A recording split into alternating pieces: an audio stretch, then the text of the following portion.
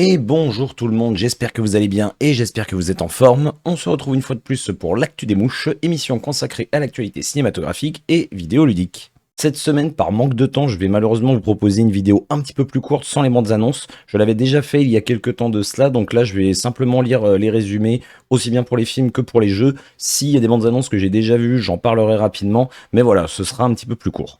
Nous allons donc sans plus attendre commencer avec la sortie d'un film français qui sort ce mercredi 7 août, il s'agit du film Super Papa.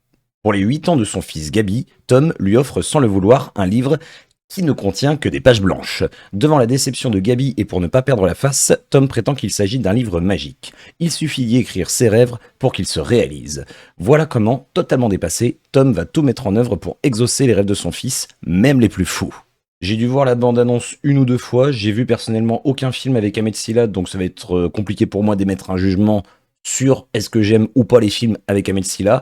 De ce que j'ai pu voir de la bande-annonce, ça propose quelque chose, on va dire, de classique, mais certainement avec un bon fond, donc je pense que ça peut être un divertissement qui va plaire à pas mal de monde. Deuxième sortie qui est une adaptation d'un jeu vidéo, il s'agit du film Borderlands. Lilith, une chasseuse de primes au passé trouble, revient à contre-cœur sur sa planète natale, Pandore, la planète la plus chaotique de la galaxie. Sa mission est de retrouver la fille disparue d'Atlas, l'homme le plus puissant et le plus méprisable de l'univers. Pour y arriver, Lilith va devoir former une alliance inattendue avec une joyeuse équipe de marginaux. Roland, un mercenaire chevronné, Tiny Tina, une préado avec un gros penchant pour la démolition, Krieg, le protecteur musclé de Tina, Tanis, une scientifique fantasque, et Claptrap, un robot très bavard. Ensemble, ces héros improbables vont devoir affronter les pires espèces extraterrestres et de dangereux bandits pour découvrir les secrets les plus explosifs de Pandore. Basé sur l'une des franchises de jeux vidéo les plus vendues de tous les temps, bienvenue à Borderlands. Je possède les 3 jeux Borderlands, mais malheureusement je n'y ai encore jamais touché, pas eu le temps. J'ai juste joué aux 2, je crois que c'était le 2, une fois chez un ami en coop, et j'y ai joué 1 heure, 1 heure et demie, allez 2 heures grand maximum, donc ça va être difficile pour moi d'émettre un avis. Et même de comparer, j'ai envie de dire, le jeu par rapport au film. L'univers a l'air quand même d'être assez respecté. Le côté un petit peu barré, humoristique, ça a l'air de correspondre. Après, pour le reste, je laisserai le soin à celles et ceux qui connaissent réellement la franchise d'émettre un avis comparatif justement entre les deux, mais je pense que ça peut être intéressant. Je pense que c'est un film où il va pas falloir trop se prendre la tête. Dernière sortie de la semaine, c'est un film que j'attendais beaucoup depuis son annonce c'était en 2023. Il s'agit du nouveau film de M. Night Shyamalan, Trap. 30 000 spectateurs, 300 policiers, un tueur. Cooper, père de famille et tueur en série, se retrouve pris au piège par la police en plein cœur d'un concert. S'échappera-t-il? Je n'avais jamais lu le résumé et je pensais pas que ce serait aussi limpide par rapport à ce que nous propose la bande-annonce. Bon, toutes celles et ceux qui connaissent les films de M. Night Shyamalan, on se doute tous, mais c'est même pas on se doute, on sait très bien que c'est pas aussi simple que ça, qu'il va certainement y avoir plein d'éléments qui vont venir nous faire nous poser des questions tout au long du film, jusqu'au dénouement final où on va tous être là. Ah, c'était donc ça. J'ai vu qu'il y a eu plein de théories à droite à gauche, plein d'analyses par rapport à la bande-annonce, et du coup, j'ai essayé d'arrêter de lire le moindre truc sur ce film parce que ça part dans tous les sens au niveau des théories, et je pense que parmi toutes les théories que j'ai pu voir à droite à gauche, il doit y en avoir au moins une ou plusieurs parties de plusieurs théories qui doivent correspondre au film. Donc voilà, je vais essayer de pas me gâcher la surprise. Je suis très content de retrouver Josh Hartnett, ça fait très longtemps que je l'avais pas vu dans un film. Donc voilà, c'est clairement un des films que j'attendais le plus cette année. On va terminer sur quelques petites sorties en vrac. Il y a un film d'animation qui sort qui s'appelle Petit Panda en Afrique, qui a l'air assez sympathique. On a également Mon ami le Petit Manchot, qui est un film d'aventure avec Jean Reno. J'ai vu la bande-annonce une fois il y a pas très longtemps. Je m'attendais pas du tout à voir Jean Reno dans un registre comme celui-ci. Donc pourquoi pas. Et qu'est-ce qu'on a d'autre? Bah écoutez, j'ai l'impression que c'est à peu près tout ce qu'il y a pour cette semaine.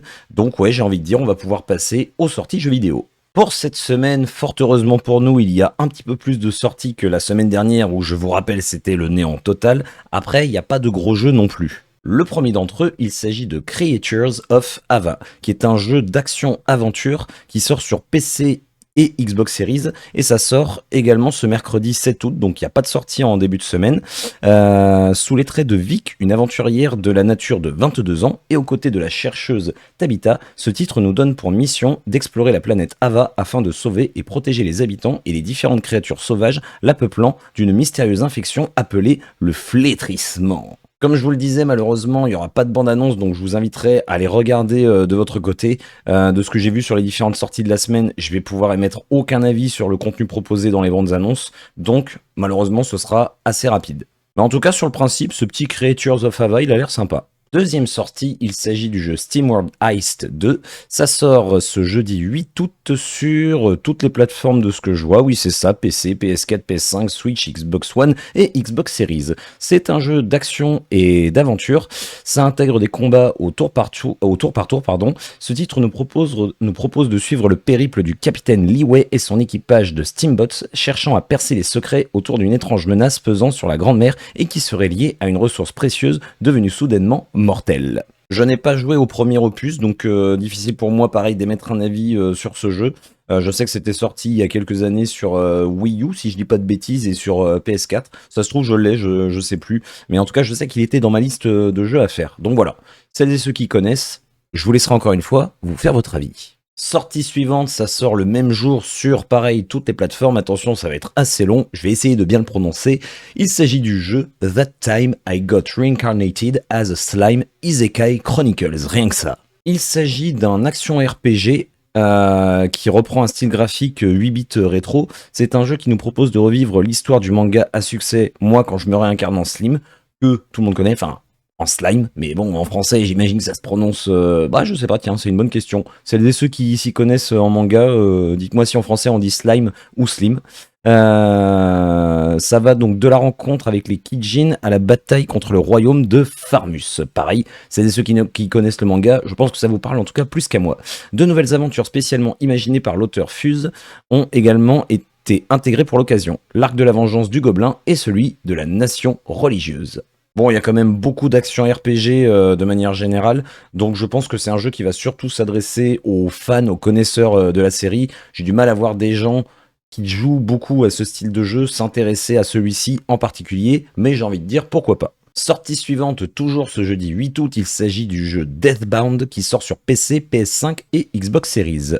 Il s'agit d'un jeu qui se déroule dans un monde médiéval de Zieminal, j'espère que je le prononce bien, forgé à partir des ruines de la technologie. Cette production nous met dans la peau d'un sujet d'expérience devant survivre dans un environnement hostile, peuplé de dangereuses créatures et où l'église de la mort et le culte de la vie se livrent un combat sans merci. J'ai envie de dire, le point important à savoir, c'est que c'est un jeu qui est référencé comme étant un Souls-like, donc je pense que ça peut intéresser potentiellement pas mal de monde, moi y compris, donc je prendrai le temps de regarder la bande-annonce un petit peu plus en détail de mon côté. Avant-dernière sortie de la semaine, et décidément tous les jeux ont l'air de vouloir sortir ce jeudi 8 août, sauf le premier que j'ai cité, il s'agit du jeu Cat Quest 3. Ça sort une fois de plus sur toutes les plateformes et il s'agit d'un nouveau jeu d'aventure type action RPG, tiens, comme le précédent, comme je vous le disais, il y en a tout le temps, dans un monde ouvert en 2,5D où l'on contrôle un chat aguerri qui part cette fois-ci conquérir les 7 mers en faisant face aux pirates. Cet épisode introduit donc le bateau comme moyen de déplacement, donc visiblement c'était pas le cas avant, avec même des batailles navales à effectuer une fois sur l'eau. Si c'est bien fait, j'ai envie de dire pourquoi pas. On retrouve tout le sel des épisodes précédents avec beaucoup de donjons à parcourir, c'est un action RPG, ça aurait été étonnant, des trésors cachés et plein de jeux de mots amusants. Eh ben j'ai envie de dire, écoutez, je connais pas la série Cat Quest, c'est assez... Enfin, je connais pas, c'est assez connu, mais j'y ai jamais joué. Peut-être qu'un jour je me laisserai tenter. Dernière sortie, ça sort sur PC uniquement, et cette fois-ci le vendredi 9 août, il s'agit du jeu The Crush House, qui est un jeu d'aventure et de simulation, sous les traits d'un personnage nommé Jay. Ce titre nous confie la mission de faire perdurer le succès de The Crush House, la télé-réalité la plus populaire de 1999. De l'élaboration du casting à la production, en passant par les moments visant à filmer les coups de foudre et les coups de sang entre les candidats et candidates, tous les moyens sont bons pour satisfaire les demandes du public. Un jeu qui a l'air fort passionnant. Et c'est donc sur cette note que nous allons terminer cette session de l'actu des mouches. La semaine prochaine, c'est possible, c'est même fort probable que vous ayez une émission qui soit aussi courte que celle-ci. Je risque de ne pas avoir beaucoup de temps. Et oui, c'est l'été, je suis en vacances, bizarrement, j'ai moins de temps. Mais ne vous en faites pas, je vous tiendrai au courant de l'actualité. Dans tous les cas, j'espère que mes petits résumés vous donneront envie de vous intéresser à certains films ou de tester ou de jouer à certains jeux. N'hésitez pas encore une fois à me laisser un petit commentaire si vous le souhaitez, ainsi qu'un petit pouce comme ceci ou comme ceci, et à partager la vidéo autour de vous. Et on se retrouve donc normalement, si j'ai le temps, la semaine prochaine pour une nouvelle session de l'actu des mouches. D'ici là, je vous souhaite une fois de plus une très bonne journée, une très bonne soirée et ou une très bonne nuit. Comme d'habitude, prenez soin de vous et bisous tout le monde.